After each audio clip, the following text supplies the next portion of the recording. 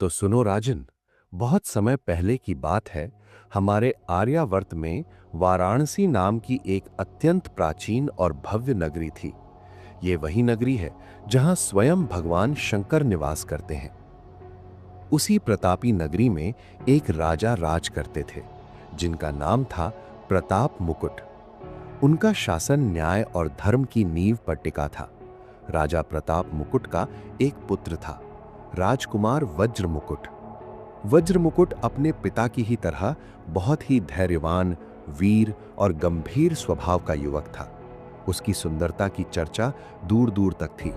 जो भी उसे देखता, उसे यही लगता कि साक्षात कामदेव ने ही मनुष्य का अवतार ले लिया हो।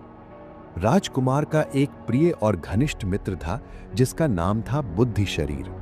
बुद्धि शरीर राजा के मुख्यमंत्री का पुत्र था, और जैसा उसका नाम था वैसा ही उसका काम। वो बहुत ही चतुर और कुशाग्र बुद्धि का स्वामी था।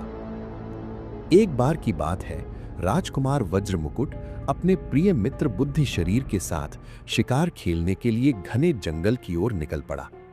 शिकार की खोज में वे दोनों बहुत दूर निकल गए। तभी अचानक उन्हें जंगल के बीचों बीच एक तालाब दिखाई दिया। उसमें अनगिनत सुंदर सुंदर कमल के पुष्प खिले हुए थे। उसी समय अपनी सहेलियों के साथ एक राजकन्या वहां पहुंची। वो राजकन्या साक्षात लक्ष्मी के समान रूपवती थी। उसने सरोवर के शीतल जल में स्नान करना शुरू किया। राजकुमार वज्र मुकुट की नजर जैसे ही उस राजकन्या पर पड़ी, वो अपनी सुध बुध खो बैठा। वो उसके रूप पर इतना मोहित हो गया कि उसे लगा जैसे समय वहीं ठहर गया हो। उधर राजकन्या ने भी जब राजकुमार को देखा, तो वो भी पहली ही नजर में उसकी ओर आकर्षित हो गई। दोनों के बीच शब्दों का आदान प्रदान तो नहीं हुआ, लेकिन उनकी आंखों ने एक दूसरे से बहुत कुछ कह दिया। राजकुमार अभी उस कन्या के बारे में और जानने की योजना बना ही रहा था कि राजकन्या ने एक खेल शुरू किया। उसने राजकुमार को देखा और बहुत ही चतुराई से कुछ इशारे किए ताकि वो अपना पता बता सके। सबसे पहले उसने सरोवर से एक कमल का पत्ता तोड़ा और उसे अपने कान से लगाया। फिर उसने अपनी सुंदर दांतों की पंक्तियों से उसे देर तक कुरेदा। इसके बाद उसने एक दूसरा कमल लिया और उसे अपने माथे से छुआया, और अंत में अपना हाथ अपने हृदय यानी दिल पर रख दिया। ये सब इशारे करने के बाद राजकन्या अपनी सहेलियों के साथ वहां से विदा हो गई। राजकुमार वहीं खड़ा रह गया। उसे समझ ही नहीं आया कि उस लड़की ने ये सब अजीब हरकतें क्यों की, क्योंकि वो उन संकेतों का अर्थ नहीं जानता था। लेकिन उसका मित्र बुद्धि शरीर, जो चुपचाप ये सब देख रहा था, मंद मंद मुस्कुरा रहा था। वो उन सभी संकेतों का अर्थ समझ चुका था। वो राजकुमार की बेबसी को देख रहा था, जो उस राजकन्या के प्रेम बाण से बुरी तरह घायल हो चुका था। राजकुमार बस टकटकी लगाए उस रास्ते को देख रहा था जहां से राजकन्या ओझल हुई थी। जब राजकुमार और मंत्री पुत्र घर लौटे, तो राजकुमार की दुनिया ही बदल चुकी थी। वो जो कभी बहुत गंभीर और वीर था, अब एकदम उदास रहने लगा। वो बस एकांत में बैठा रहता और उस राजकन्या की यादों में डूबा रहता था। उसका मन हर पल बस उसे पाने के लिए छटपटाता रहता था। एक दिन बुद्धि शरीर से अपने मित्र की ये हालत देखी नहीं गई। उसने राजकुमार को अकेले में बुलाया और बड़े प्यार से पूछा, मित्र, आखिर बात क्या है? तुम इस तरह क्यों दुखी हो? राजकुमार ने ठंडी आह भरते हुए कहा, मित्र, मैं क्या बताऊं, उस राजकन्या ने मेरा चैन छीन लिया है। लेकिन दुख की बात यह है कि ना तो मुझे उसका नाम पता है, ना उसका घर। मुझे उसके कुल के बारे में भी कुछ नहीं मालूम। भला मैं उसे कैसे ढूंढ पाऊंगा? तुम मुझे सांत्वना दे रहे हो, पर मुझे लगता है कि उसे पाना नामुमकिन है। बुद्धि शरीर हंसते हुए बोला, मित्र, तुम व्यर्थ ही चिंता कर रहे हो। उस राजकन्या ने तो तुम्हें इशारों में अपनी पूरी जन्म कुंडली बता दी थी। क्या तुमने ध्यान नहीं दिया? सुनो, मैं तुम्हें समझाता हूं। जब उसने कान पर कमल रखा, तो उसका मतलब था कि वो राजा कर्णोत्पल के राज्य में रहती है। जब उसने दांतों से कमल को कुरेदा, तो उसने संकेत दिया कि वो वहां के प्रसिद्ध दंतवेश यानी दांतों के विशेषज्ञ या व्यापारी की पुत्री है। माथे पर कमल का पत्ता लगाने का अर्थ था कि उसका नाम पद्मावती है, और जब उसने अपने हृदय पर हाथ रखा तो उसने ये साफ कह दिया कि उसने अपना हृदय तुम्हें समर्पित कर दिया है। बुद्धि शरीर ने आगे विस्तार से बताया कि कलिंग देश में कर्णोत्पल नाम का एक बहुत ही विख्यात राजा है, जिसके दरबार में दंतवेश रहता है। उसकी एक बेटी है पद्मावती, जो पूरे राज्य में अपनी सुंदरता और बुद्धिमानी के लिए प्रसिद्ध है। दंतवेश अपनी बेटी को अपनी जान से भी ज्यादा प्यार करता है। बुद्धि शरीर की बातें सुनकर राजकुमार वज्र मुकुट के मुरझाए हुए चेहरे पर अचानक रौनक आ गई। उसे ऐसा लगा जैसे किसी अंधेरे कमरे में अचानक दीपक जल उठा हो। अपनी प्रिया का पता मिल जाने की खुशी में वो झूम उठा। उसने तुरंत अपने मित्र का हाथ थाम लिया और कहा, मित्र, तुमने तो मेरी डूबती हुई जान बचा ली। अब मुझसे एक पल भी इंतजार नहीं होता। चलो अभी इसी वक्त कलिंग की ओर प्रस्थान करते हैं। अगले ही दिन सूरज की पहली किरण के साथ ही दोनों मित्रों ने अपनी यात्रा शुरू की। उन्होंने साधारण यात्रियों का वेश धारण किया ताकि रास्ते में कोई उन्हें पहचान न सके। कई दिनों की लंबी और थका देने वाली यात्रा के बाद वे अंततः राजा कर्णोत्पल के राज्य यानी कलिंग देश की सीमा में दाखिल हुए। कलिंग की राजधानी में पहुंचकर उन्होंने सावधानी से दंतवेश के घर का पता लगाया। दंतवेश का महल बहुत ही आलीशान था। राजकुमार और मंत्री पुत्र ने तय किया कि वे सीधे महल में नहीं जाएंगे, बल्कि पास में ही कोई सुरक्षित ठिकाना ढूंढेंगे। उन्हें दंतवेश के घर के ठीक बगल में एक छोटी सी कुटिया दिखाई दी, जहां एक वृद्धा यानी बुढ़िया रहती थी। बुद्धि शरीर ने जाकर उस बुढ़िया का दरवाजा खटखटाया। जब बुढ़िया बाहर आई तो मंत्री पुत्र ने बड़े आदर से उसे प्रणाम किया और कहा, हे माता, हम परदेसी मुसाफिर हैं और यहाँ कुछ दिनों के लिए ठहरना चाहते हैं। क्या आप हमें शरण देंगी? हम इसके बदले आपको उचित किराया और आपकी सेवा भी करेंगे। बुढ़िया का दिल पसीज गया और उसने उन दोनों को अंदर बुला लिया। बुद्धि शरीर ने सबसे पहले घोड़ों को दाना पानी दिया और उन्हें एक सुरक्षित स्थान पर छिपाकर बांध दिया।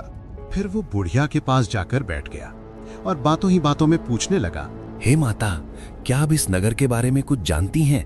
क्या आप संग्रामवर्धन नाम के किसी दंतवेश को पहचानती हैं? ये सुनते ही बुढ़िया की आंखों में चमक आ गई। वो बोली, अरे बेटा, भला मैं उन्हें कैसे नहीं जानूंगी? मैं तो वर्षों तक उनकी दाई रही हूँ। मैंने ही उनकी बेटी पद्मावती को अपनी गोद में खिलाकर बड़ा किया है। लेकिन अब मैं बूढ़ी हो गई हूँ, इसलिए उन्होंने मुझे पद्मावती की सेवा और देखभाल के लिए नियुक्त कर दिया है। पर सच कहूँ तो मैं रोज वहाँ नहीं जा पाती। बुढ़िया की दुख भरी कहानी सुनकर मंत्री पुत्र ने उसे हौसला बढ़ाया। उसने अपने कीमती वस्त्र और कुछ स्वर्ण मुद्राएं उस बुढ़िया को दे दी। उपहार पाकर बुढ़िया बहुत खुश हो गई। तब बुद्धि शरीर ने उसे अपने पास बुलाया और धीरे से कहा, माता, आप हमारी अपनी माँ जैसी हैं। हमारा एक बहुत ही जरूरी और गुप्त काम कर दीजिए। आप राजकुमारी पद्मावती के पास जाइए और उनसे कहिए कि जिस राजकुमार को उन्होंने उस वन के सरोवर पर देखा था, वो उनसे मिलने की तड़प में यहाँ तक चला आया है। उसने अपने प्रेम का संदेश आपके माध्यम से भेजा है। बुढ़िया को लगा कि ये तो बहुत पुण्य का काम है और उसे भविष्य में और भी उपहार मिलेंगे, इसलिए वो तुरंत तैयार हो गई। वो लाठी टेकती हुई राजमहल पहुंची और राजकुमारी के कान में वो संदेश दे दिया। लेकिन जब वो वापस लौटी तो उसका चेहरा उतरा हुआ था और वो रो रही थी। राजकुमार और मंत्री पुत्र ने घबराकर पूछा, क्या हुआ माता? राजकुमारी ने क्या कहा? बुढ़िया बिलखते हुए बोली, हाय, मैं तो लुट गई। मैंने जब तुम्हारा संदेश उसे दिया तो वो आग बबूला हो गई। उसने मुझे बहुत भला बुरा कहा और चिल्लाकर बोली, तेरी इतनी हिम्मत कि तू किसी परदेसी का संदेश मेरे पास लाई है। उसने अपने दोनों हाथों में कपूर लगाया और मेरे दोनों गालों पर जोर जोर से थप्पड़ मार दिए। उसने मुझे महल से बाहर निकलवा दिया। देखो बच्चों, मेरे गालों पर उसकी उंगलियों के लाल निशान अभी भी साफ दिख रहे हैं। ये सुनकर राजकुमार वज्र मुकुट के पैरों तले जमीन खिसक गई। उसे लगा कि पद्मावती उसे भूल चुकी है या वो उससे नफरत करती है। वो बहुत उदास होकर बैठ गया। लेकिन मंत्री पुत्र बुद्धि शरीर जरा भी विचलित नहीं हुआ। उसने राजकुमार को एकांत में ले जाकर कहा, मित्र, तुम बेकार में दुखी हो रहे हो। सच तो यह है कि राजकुमारी ने तुम्हें एक और गुप्त संकेत भेजा है। उसने बुढ़िया को जो थप्पड़ मारे और उसके गालों पर जो सफेद कपूर की उंगलियों के निशान छोड़े, उसका गहरा मतलब है। उसने अपनी 10 उंगलियों से यह बताया है कि अभी शुक्ल पक्ष की 10 चांदनी रातें चल रही हैं। इन रातों में उजाला बहुत होता है, इसलिए मिलना खतरनाक है। वो चाहती है कि तुम इन 10 रातों के बीतने का इंतजार करो। राजकुमार को अपने मित्र की बुद्धि पर बड़ा गर्व हुआ। वे दोनों अगले 10 दिनों तक उसी बुढ़िया के घर में रहे। बुद्धि शरीर ने बाजार जाकर अपना कुछ और सोना बेचा और उन पैसों से बुढ़िया के लिए और अपने लिए बेहतरीन भोजन का प्रबंध किया। बुढ़िया भी उनकी सेवा पाकर बहुत प्रसन्न थी। 10 दिन बीतने के बाद बुद्धि शरीर ने फिर से बुढ़िया को राजमहल भेजा।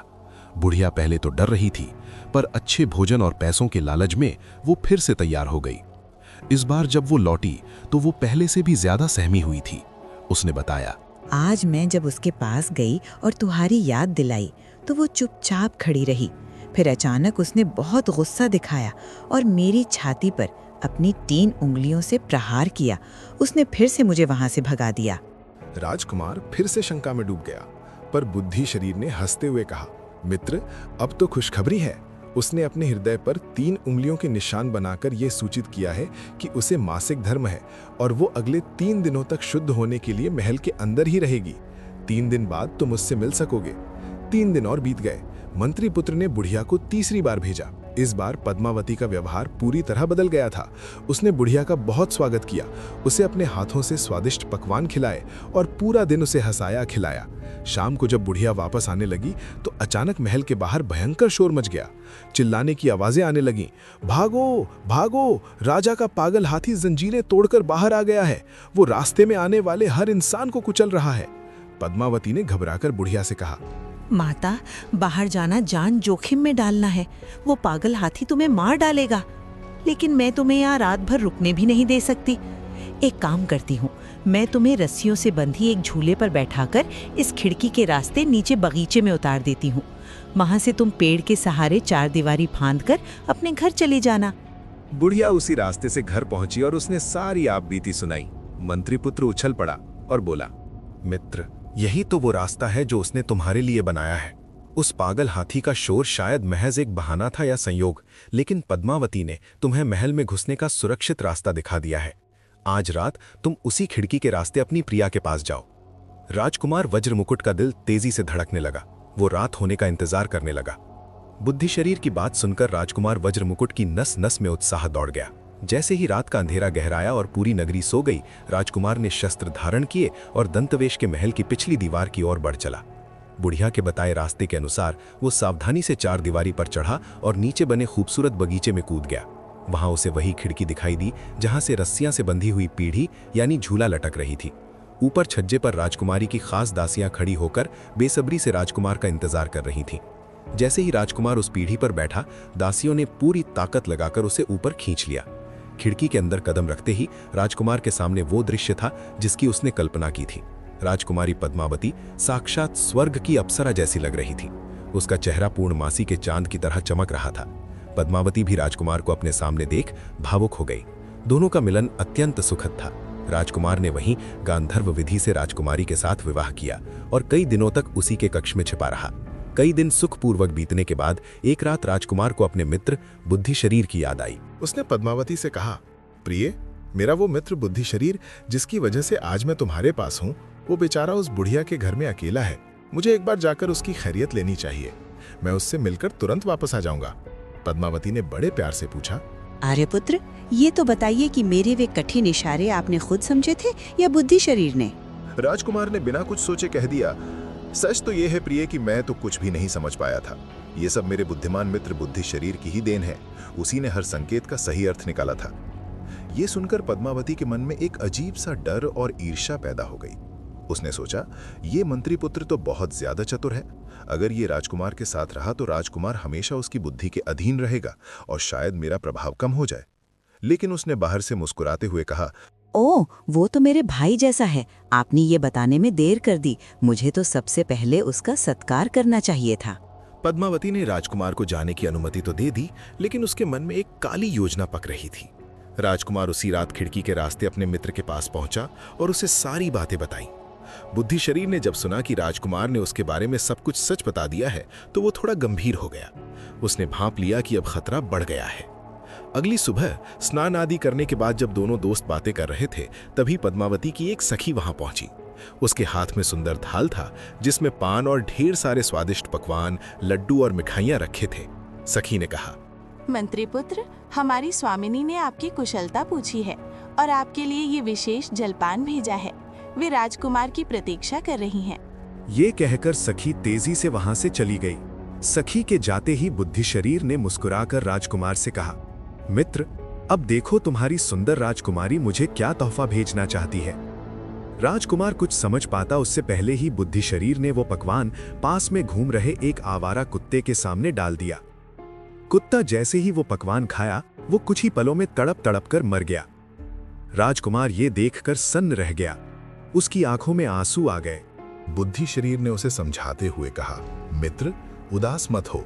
उसे मुझसे डर है, क्योंकि मैं उसके चरित्र और चतुराई को पहचानता हूं। उसे लगा कि मेरे रहते वो तुम्हें पूरी तरह वश में नहीं कर पाएगी, इसलिए उसने मेरे खाने में जहर मिलवा दिया। लेकिन हमें अब घबराना नहीं है, बल्कि इस परिस्थिति का फायदा उठाना है। तभी अचानक पूरे नगर में कोहराम मच गया। हर तरफ से चीखने चिल्लाने की आवाजें आने लगी। हाय, अनर्थ हो गया। राजा का छोटा पुत्र राजकुमार अचानक मर गया। ये सुनकर बुद्धि शरीर के दिमाग में एक बिजली सी कौंधी। उसने राजकुमार से कहा, मित्र, यही मौका है तुम्हें पद्मावती को यहां से निकालने का।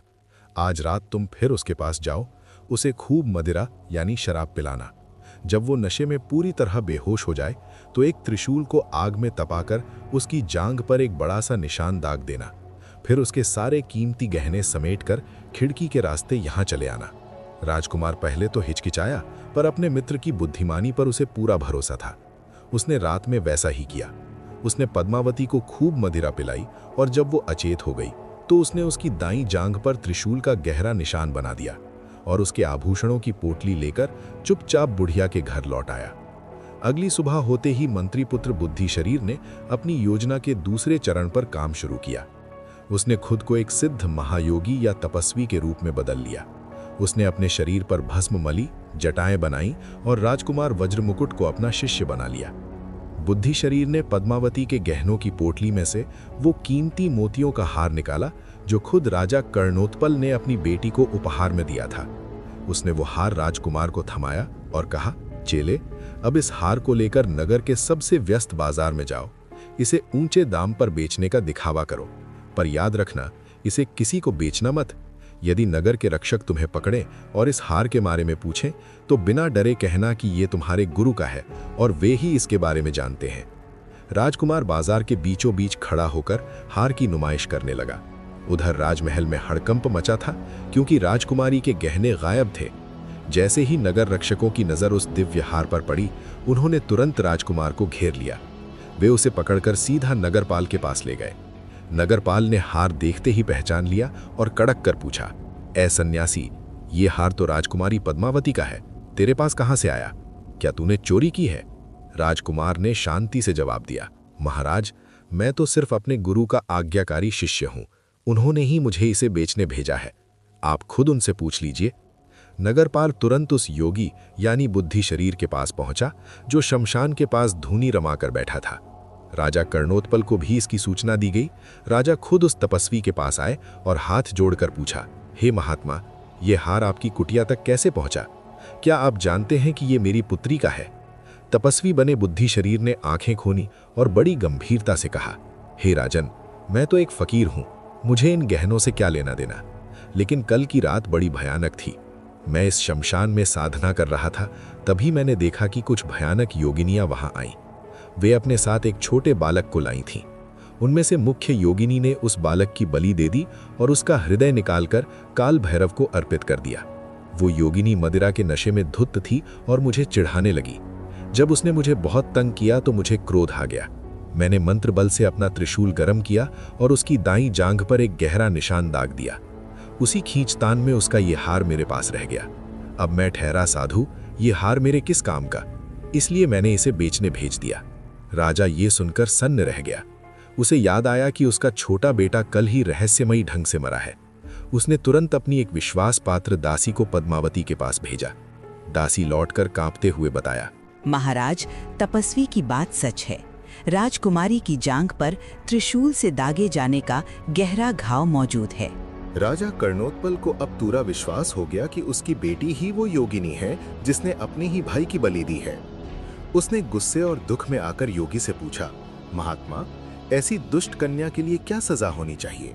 बुद्धि शरीर ने शास्त्र का हवाला देते हुए कहा, राजन, शास्त्रों के अनुसार जो स्त्री कुल नाशिनी हो उसे मृत्युदंड देना उचित नहीं, बल्कि उसे देश निकाला कर देना चाहिए। राजा ने वही किया। पद्मावती को अपमानित करके घने जंगल में छोड़ दिया गया। शाम होते ही जब सब शांत हो गया, राजकुमार और बुद्धि शरीर घोड़ों पर सवार होकर उस जंगल में पहुंचे।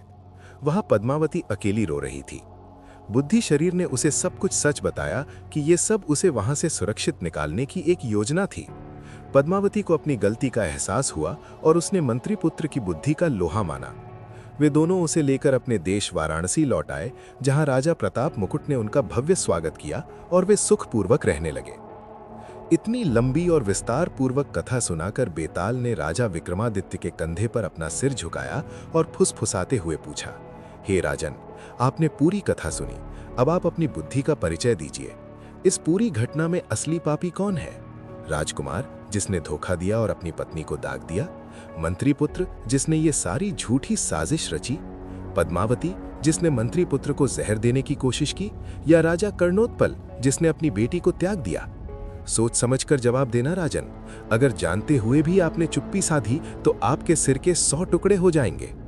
राजा विक्रमादित्य का उत्तर। विक्रमादित्य ने बिना डरे जवाब दिया, हे बेताल, इस पूरी कहानी में न तो राजकुमार अपराधी है, न मंत्री पुत्र और न ही पद्मावती। असली पापी राजा कर्णोत्पल है। बेताल हंसा, वो कैसे? साजिश तो उन तीनों ने की थी।